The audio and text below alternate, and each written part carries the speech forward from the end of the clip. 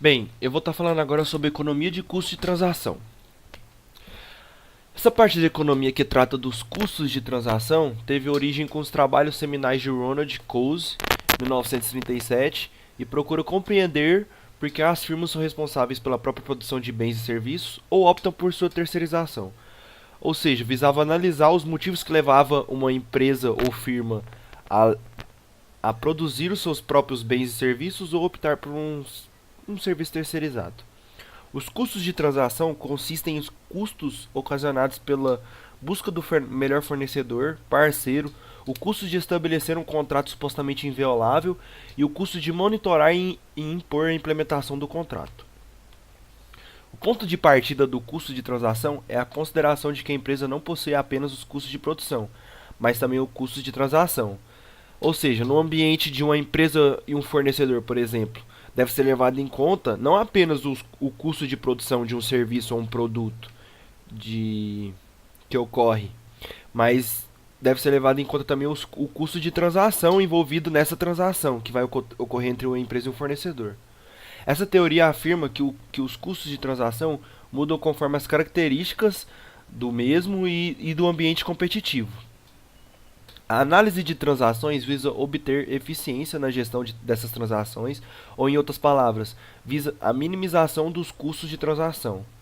As transações e os custos em se recorrer ao mercado são exatamente os principais determinantes da forma de organização das empresas produtoras de bens ou serviços. Esse diagrama, levando em conta o ambiente institucional, mostra uma relação ou transação entre dois agentes e o que atua sobre eles, que no caso citaram aqui frequência, especificidade de ativos, incerteza, oportunismo e racionalidade limitada. Os pontos chaves que já foram levados em conta lá no diagrama.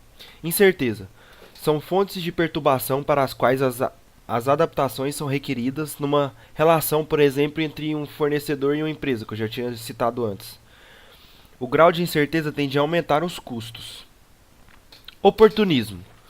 Oportunismo é essencialmente ligado à manipulação de assimetrias de informação visando a apropriação de fluxos de lucro. Racionalidade limitada. É basicamente a incapacidade do comportamento humano de analisar todos os aspectos existentes em uma transação. E isso leva também a outro fator que é citado nessa teoria de economia de custo de transação, que é basicamente que por mais que você realize bem feito um contrato, ele sempre vai ser incompleto. Especificidade de ativos. Ativos são específicos a uma transação quando são altamente especializados. E então, dito isso, esse ativo, fora desse ambiente dessa transação, não vai ter valor algum. E isso leva também ao fato de que quanto mais especificidade de ativos, maior vão ser os custos dessa transação. Frequência. Quanto mais frequente uma empresa transaciona com um fornecedor, por exemplo, mais vezes incorre aos custos de transação. Ou seja, vão aumentar os custos dessa transação. Eu citei aqui 6 problemas a serem resolvidos com a economia dos custos de transação. Em primeiro, eu citei aqui problemas de análise de mercado, análise precária de um negócio ou transação, relacionamento ruim entre firmas, problema nas áreas econômicas da empresa, visão limitada de redes de empresa, problemas com rede de suprimentos.